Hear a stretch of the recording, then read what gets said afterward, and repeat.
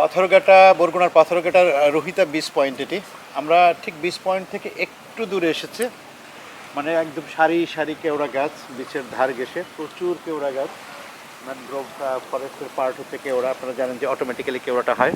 আর ওই যে দূরে দেখা যাচ্ছে ওটা হচ্ছে বিহঙ্গ দ্বীপের অংশ।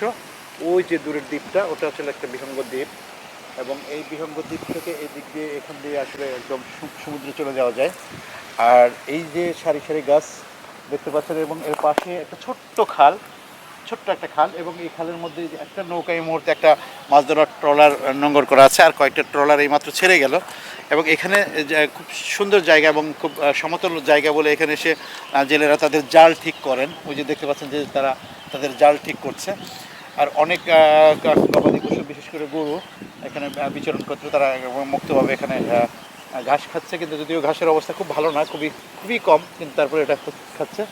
আর এই সরু খালটাতে মাছ ধরার নৌকাগুলো এসে নোঙর করে থাকে যে কোনো ধরনের মানে প্রাকৃতিক বিপর্যয়ের ক্ষেত্রে তাদেরকে, কিন্তু এটা একটা খুব সেফ পয়েন্ট এটা। এবং এখান থেকে ট্রলারগুলো ছেড়ে যায় গভীর সমুদ্রের উদ্দেশ্যে, ট্রলারগুলো এখান থেকে ছেড়ে যায় এখানে অনেক কী বলবো, দেখছেন যে খুব পরিশ্রমী মানুষ, মানে জীবন সংগ্রামে খুব কঠিন জীবন সংগ্রামের সাথে এই মানুষগুলো যুক্ত। এবং বাট তাদের শারীরিক গঠন অত্যন্ত শক্ত, এবং প্রকৃতির একদম বিরূপ অবস্থার সাথে যুদ্ধ করেই কিন্তু তাদের জীবন নির্বাহ করে। এবং এই পাথরঘাটার এই বিচ পয়েন্টটা খুব মানে বিকেলে, বিশেষ করে বন্ধের দিনগুলোতে খুব মানে গুরুত্বপূর্ণ হয়ে ওঠে। যারা ভ্রমণ পিপাসু কিংবা স্থানীয়ভাবে যারা দেখতে চান তাদের জন্য এই জায়গাটা অনেক অনেক গুরুত্বপূর্ণ। তো সব কিছু মিলিয়ে অসাধারণ একটা জায়গা।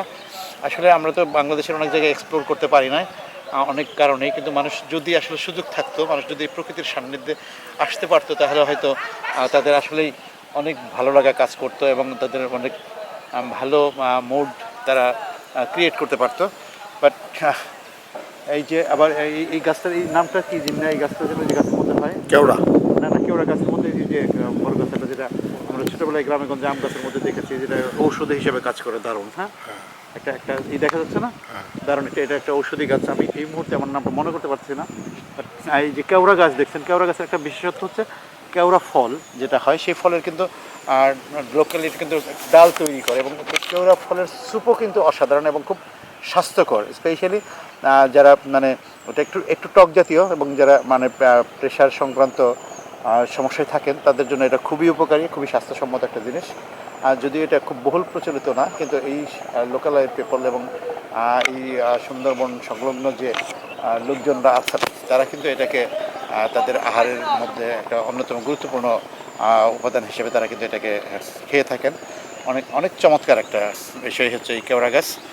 এবং এমনিতে জায়গাটা খুবই কাম অ্যান্ড কোয়াইট, এটা খুব মানে খুব নিরিবিলি এবং খুব শান্ত সুন্দর একটা প্রাকৃতিক পরিবেশ। এবং দেখতে পাচ্ছেন যে এখানে বাতাসে অক্সিজেনের পরিমাণ অনেক বেশি, এখানে কোনো আসলে শব্দ দূষণ বা বায়ু দূষণ নাই, মাঝে মধ্যে যে একটা ট্রলারের শব্দ ছাড়া। ওই যে আপনি দেখেন যে ওই ট্রলারগুলো কিন্তু শুধু এই খাল দিয়ে, এখানে যে একটা ট্রলার এটা না, ওই যে দেখেন ওইদিকে অনেকগুলো ট্রলার, তারপরেও দেখবেন ট্রলার, মানে এই খালের মধ্যে কিন্তু ট্রলারগুলো যে থাকে।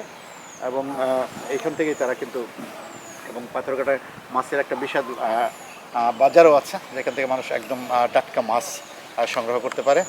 অনেক সুন্দর মাছ সংগ্রহ করতে, টাটকা মাছ পাওয়া যায় এখানে।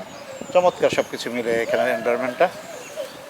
এবং কিছু গরু ছাগলও দেখতে পাচ্ছেন আপনার, অনেকগুলো ছাগল এখানে বিচরণ করছে তারা, এবং খুব স্বাধীনভাবে বিচরণ করছে। যদিও তাদের স্বাস্থ্য খুব একটা ভালো না, গরু বা ছাগল কোনোটারই, কারণ এরা আসলে মোটা তাজাকরণ প্রকল্পের মধ্যে নাই। এরা আসলে খুব সাধারণ একদম প্রাকৃতিক খাবার খেয়ে তারা বেঁচে থাকে এবং বড় হয়, যার কিন্তু এটা খুব ন্যাচারাল, এবং এটা এখানে এগুলো খুবই মানে কি বলবো যে খুবই স্বাস্থ্যসম্মত। সব কিছু মিলে এই পাথরঘাটার এই রোহিত স্পটটা একটা সুন্দর একটা স্পট। Thank you.